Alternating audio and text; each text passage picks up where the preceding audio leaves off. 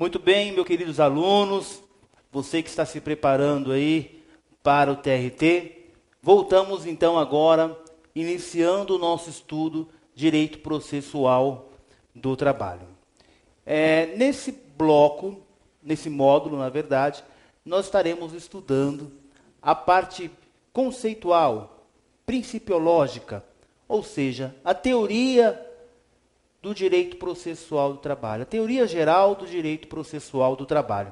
Essa teoria geral do direito processual do trabalho é uma matéria um pouco ampla, no entanto, tentaremos condensar esse conteúdo, trazendo os principais assuntos que pode ser objeto da sua prova e, sobretudo, para tentar, na verdade, construir um alicerce, uma base, para que as outras informações possam, de fato, entrar na sua cabeça, na sua memória, na sua mente, de uma forma bem tranquila e bem didática. Então, precisamos iniciar com a teoria geral do processo do trabalho. Tema esse que é objeto das nossas aulas neste momento. Quando eu falo de teoria geral do processo do trabalho, eu preciso passar, então, pela parte da introdução, conceitos e os princípios do direito processual do trabalho. Essa introdução, eu quero que você retorne um pouco comigo lá no breve relato histórico do direito material, você que já fez o curso comigo, direito material do trabalho. Nós sabemos que na antiguidade, os escravos eram tidos como coisa. Os escravos prestavam serviço sem ganhar dinheiro algum. Enquanto coisa, enquanto ele estava sob o jugo do seu dono, ele prestava serviço porque o ser humano percebeu, desde a antiguidade, desde os primórdios, que ele poderia, então, se utilizar de uma força de trabalho alheia.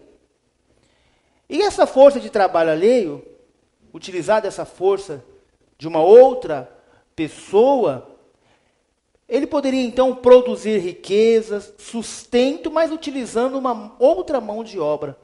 Então, aqueles que venciam as guerras, as grandes guerras da época, percebiam que aqueles escravos, lembram? Aqueles escravos, aqueles vencidos, na verdade, era muito mais interessante mantê-los como escravos, mantê-los como prestadores de serviço, do que presos ou mortos. Era lucrativo ele utilizar esta mão de obra alheia para poder produzir, então, riqueza para si e para o sustento da sua família. Percebam que na antiguidade, na Idade Média, nós não falamos de direito do trabalho. Mesmo que quando os escravos deixam do status res, coisa, escravo, res, ou seja, coisa,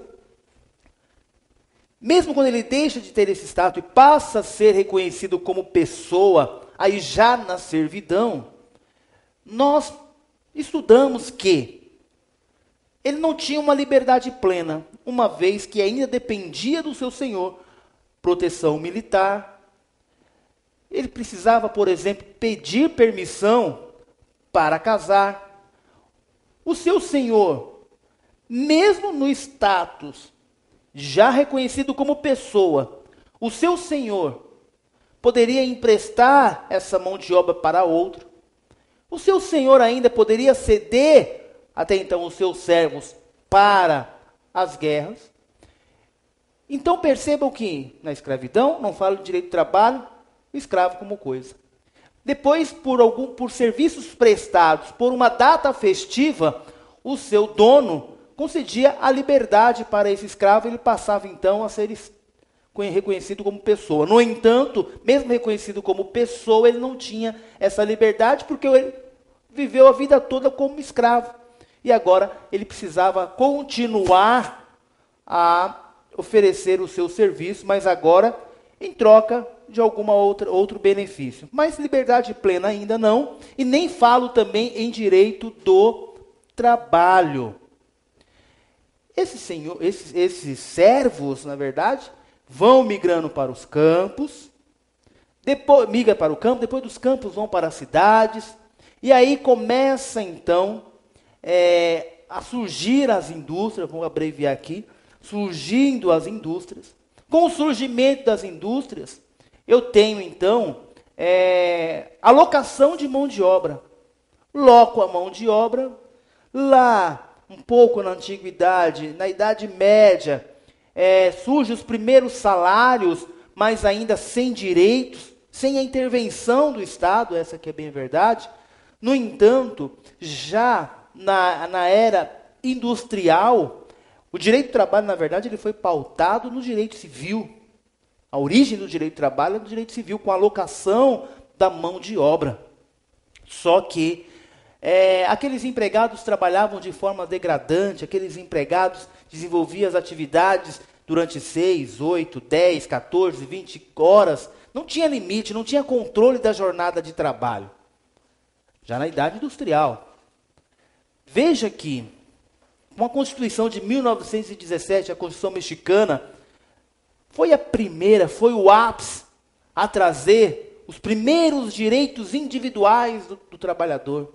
Estabelecendo, portanto, a Constituição mexicana, no seu artigo 123, a quantidade de horas da jornada de trabalho, não mais que 8 horas. Estabelecendo ainda o direito do menor, que agora, pela Constituição mexicana de 1917, só a partir dos 12 anos poderiam trabalhar. Proteção à mulher, proteção à maternidade da mulher, tudo lá na Constituição mexicana de 1917. Em seguida, a Carta de Lavoro, do governo fascista de 1927. Então percebam que houve uma evolução. No Brasil, com a Revolução de 1930, com o poder de Getúlio Vargas, criam-se as leis, as normas, vêm a todo vapor, sendo estabelecidas aí proteção para o empregado, que ora desenvolvia suas atividades sem limite e sem proteção alguma. O Estado não intervia. Na verdade, o Estado começou a intervir nessa relação na Revolução Industrial. A Revolução Industrial foi um grande marco da conquista do direito do trabalho, o direito material do trabalho já estudado. A Revolução Industrial foi o grande marco. E com esse grande marco, o Estado começa a intervir. O Estado começa agora a trazer proteção para o trabalhador. Orientado também pela encíclica papal de 1891, do Papa Leão XIII. O Papa Leão XIII emite lá a encíclica, o parecer da Igreja Católica, dizendo, olha, precisa de proteção esses empregados. Então vem a encíclica papal de 1891, a Constituição mexicana de 1927, a Carta de Lavoro de 1927, Constituição mexicana de 1917, Carta de Lavoro de 1927, em 1891 a Igreja Católica também se manifesta, em 1891 também a nossa Constituição aqui no Brasil começa a trazer essa proteção do trabalhador, e sobretudo o marco, a Revolução Industrial e o governo de Getúlio Vargas, que estabelece uma série de regras, uma série de legislação, até que chega em 1943, com o decreto 5452, que é a nossa CLT, estabelecendo aí a consolidação das leis do trabalho. Então hoje, nós temos o principal diploma legal que rege, que disciplina, na verdade, a relação de emprego, a relação subordinada, é a nossa CLT. Além da CLT, nós temos diversas leis esparsas, como a Lei 8.036, a Lei do Fundo de Garantia, a Lei de Greve, a Lei 7783 de 1989. E temos também a nossa Constituição Federal, no artigo 7º, que nós já estudamos. Todo esse material nós estudamos, estou aqui relembrando para vocês. Agora, o Estado estabeleceu regras. O Estado estabeleceu leis. E agora, como como essas leis, essas regras, que são gerais e abstrata. A lei é geral e abstrata, geral para todos. É abstrata porque não podemos palpá-las. Mas essas regras existem e devem ser cumpridas. Tudo bem. Me adianta eu ter garantido na Constituição, no artigo 7º, que eu devo realmente somente realizar 8 horas diárias e 44 horas semanais de trabalho. O empregador não cumpre. Faz com que este empregado realize hora extra e não paga essas horas extras. Como este empregado irá buscar a satisfação do seu direito?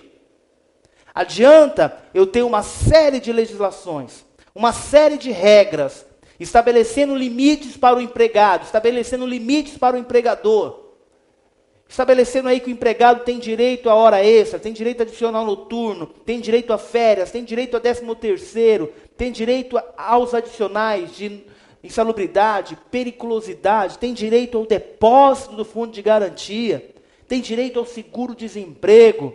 Esse empregado tem direito a várias situações, vários benefícios estabelecidos em lei. E o empregador, por sua vez, não cumpre. Adiantaria ter todo esse regramento se o empregador não cumpre?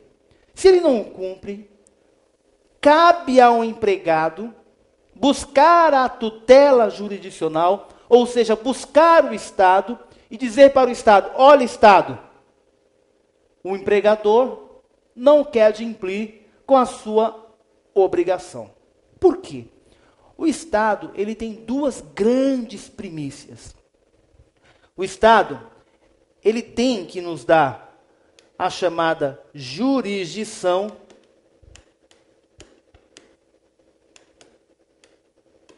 e a famosa administração. Se é boa ou não vem ao caso. Então o Estado tem que nos dar dois grandes serviços: jurisdição e administração. A jurisdição é o seguinte: o Estado, agora, ele é o detentor do poder, ele é que tem o monopólio para poder resolver conflitos. Antigamente, as pessoas resolviam os seus conflitos olho por olho, dente por dente, com as próprias mãos. A justiça era realizada com as próprias mãos. Hoje não mais. Para realizar a justiça, quem pode realizar essa justiça, quem tem esse monopólio, quem tem o poder para isso, é o Estado. O Estado que tem o monopólio. É o Estado detentor do poder para solucionar conflitos agora.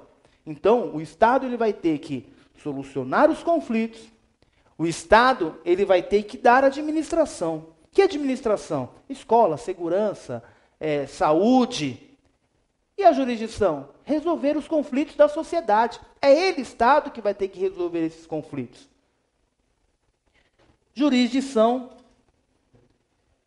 Vou até mudar a cor aqui. Vamos colocar um pretinho aqui. Jurisdição. Eu posso dividir essa palavrinha. Juris, direito. Dição, dizer. Dizer de quem é o direito. É o Estado, agora, detentor deste poder. É o Estado que vai dizer de quem é o direito. É o Estado que irá aplicar a lei geral e abstrata ao determinado caso concreto.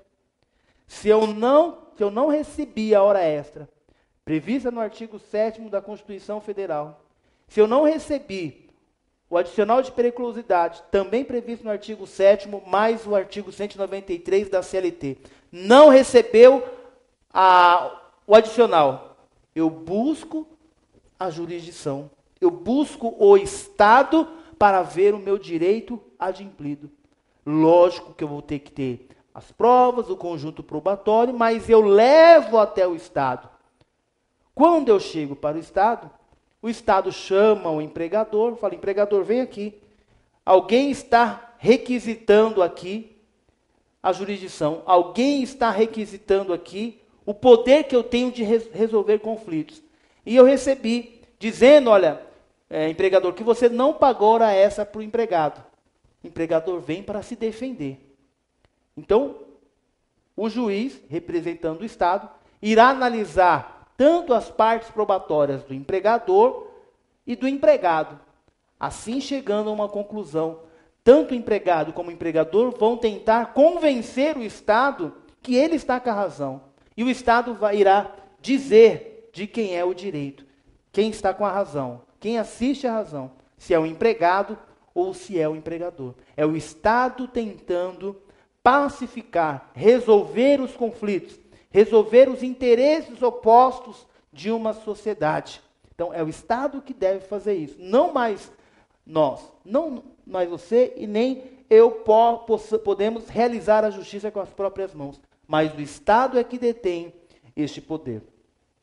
Então, e o que seria agora o direito processual do trabalho? Quando eu falo em solução de conflitos, eu tenho aqui, deixa eu apagar essa parte aqui, vamos ver se eu consigo apagar. Quando eu tenho um conflito de interesses, como que eu resolvo esse conflito de interesses? Eu teria aqui uma pirâmide. No topo dessa pirâmide, eu tenho o juiz. Na base dessa pirâmide, eu tenho o autor. E eu tenho o réu. Para nós aqui no processo do trabalho, eu tenho o reclamante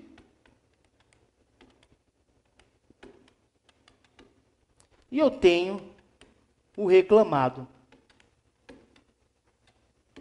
Reclamante, o empregado.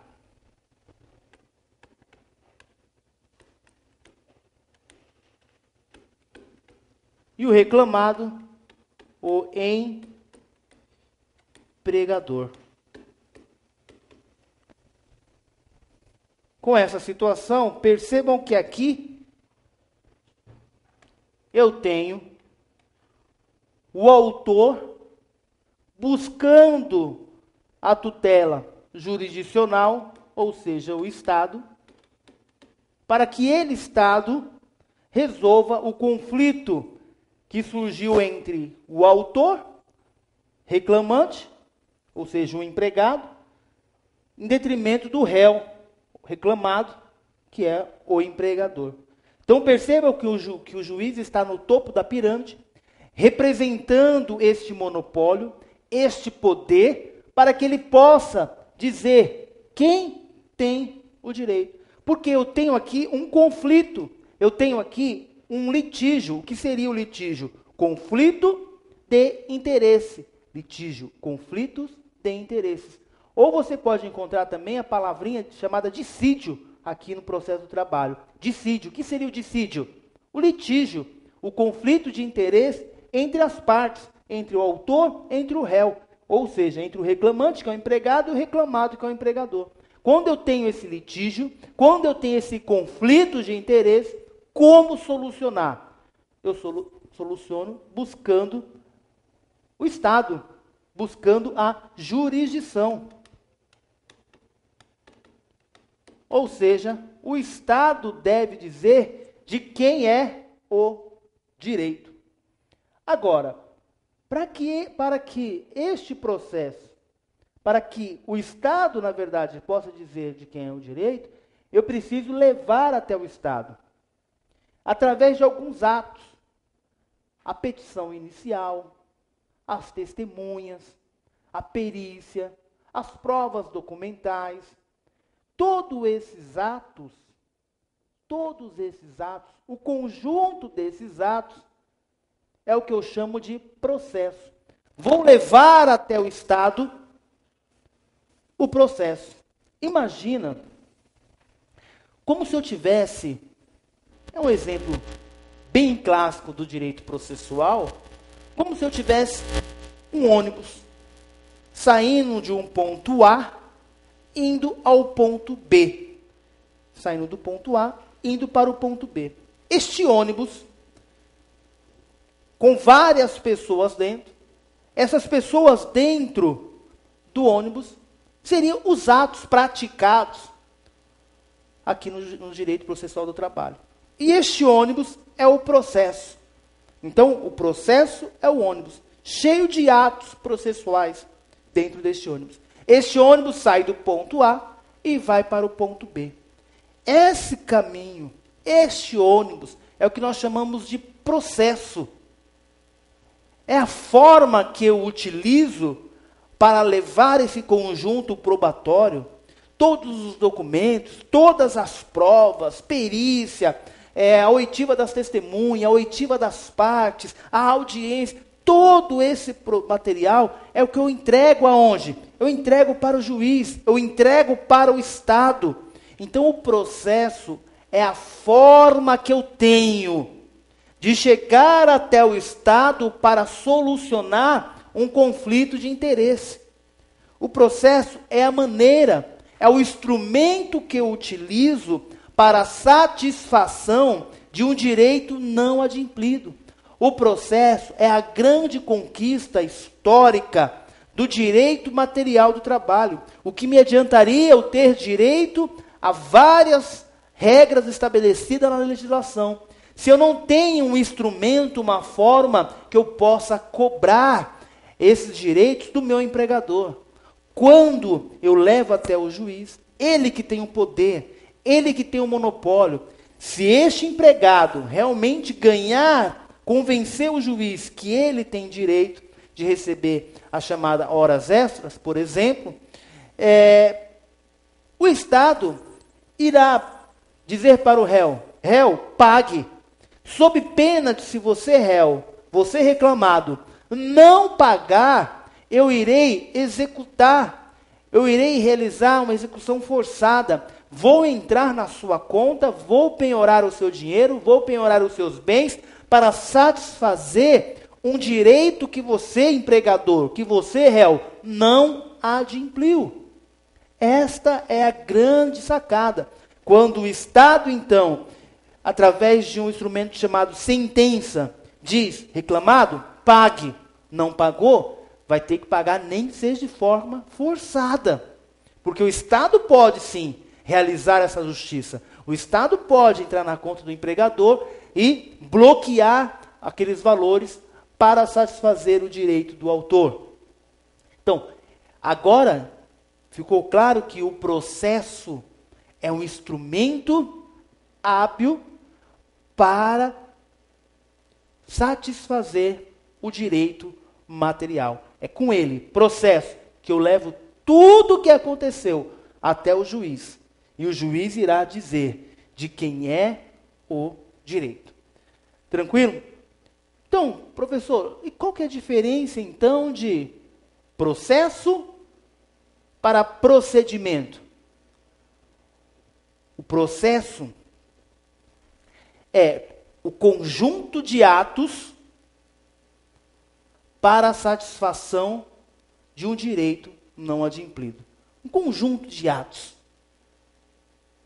para que eu possa buscar, frente ao Estado, a satisfação de um direito não adimplido.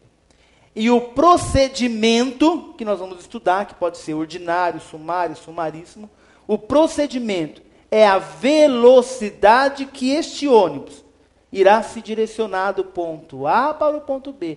É a velocidade, é a marcha do processo. É como esse processo vai caminhar. Esse processo pode caminhar mais rápido, como, por exemplo, no processo sumaríssimo. E, ao invés de ouvir 3 testemunhas, eu ouço apenas 2.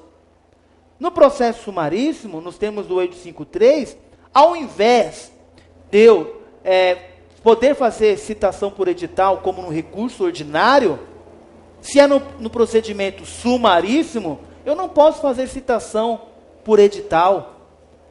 Para quê? Para que a marcha, para que o processo ande mais rápido. No procedimento ordinário, é para aquele com valor superior a 40 salários mínimos. No procedimento sumaríssimo, até 40 salários mínimos. Então, eu retiro deste ônibus algumas pessoas, ou seja, alguns atos, para que ele possa andar mais rápido, até buscar a tutela jurisdicional, para que o Estado analise de uma forma mais rápida, mais célere esse processo. Então fique atento, porque o procedimento é a marcha, é a velocidade como este processo irá caminhar. Esse processo pode ser um processo mais rápido, mais célere, ou menos rápido, menos célere, à medida que eu determino qual é o procedimento. E ao escolher o procedimento, nós vamos estudar isso. Na verdade, não é uma escolha diante de uma causa. Esse procedimento poderá ser ordinário ou sumaríssimo.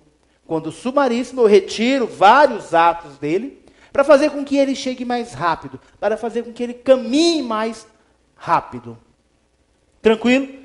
Então, passamos aí pela parte introdutória. Vamos analisar um pouquinho aqui os conceitos que eu separei para os senhores. A evolução, né, conquista do direito processual do trabalho, é uma conquista para a satisfação do direito material. O que é a jurisdição? Jurisdição, o poder que o Estado tem de aplicar a norma geral e abstrata ao caso concreto. Jurisdição é o poder que o Estado tem para resolver os conflitos, ou seja, dizer de quem é o direito. Este é o poder do Estado. O Estado que detém este monopólio. Qual monopólio? Qual poder? Poder para solucionar conflitos. Poder para dizer quem está com a razão, quem assiste o direito. E que é o que é processo, então? É o conjunto de atos com o fim de buscar a tutela jurisdicional em detrimento de um caso concreto. E o procedimento? O procedimento é a forma com que se desenvolve o processo. É a marcha processual. Vamos lá? Opa, acho que avançou um pouquinho mais aqui. Então vamos para o nosso conceito aqui. Parou aqui, né? Vamos para o nosso conceito. Conceito do direito processual do trabalho. Antes, vamos relembrar o conceito do direito do trabalho, clássico que nós já estudamos, é o conjunto de normas legais e extralegais, também os princípios, não? Um conjunto de princípios, regras legais e extralegais, que irá disciplinar as relações individuais e coletivas do direito do trabalho subordinado, um conceito aí do nosso Arnaldo Sucechini, direito do trabalho, conjunto de princípios, normas legais e extralegais, que disciplinam as relações individuais e coletivas do trabalho subordinado. Agora vamos então ao conceito do direito processual do trabalho. Processo do trabalho, um conceito do Carlos Henrique Bezerra Leite. Uma ciência jurídica constituída por um sistema de normas, da mesma forma, normas, princípios e regras próprias, tá? Instituições próprias que têm como objetivo, o que é o direito processual do trabalho? Vamos lá. Promover a pacificação justa dos conflitos individuais, coletivos e difusos. Então, o direito processual do trabalho tem como objetivo pacificar de forma justa os conflitos inerentes que surgem da relação de emprego ou de trabalho. Porque na Justiça do Trabalho nós vamos analisar que também a Justiça do Trabalho é competente para julgar as relações de trabalho também.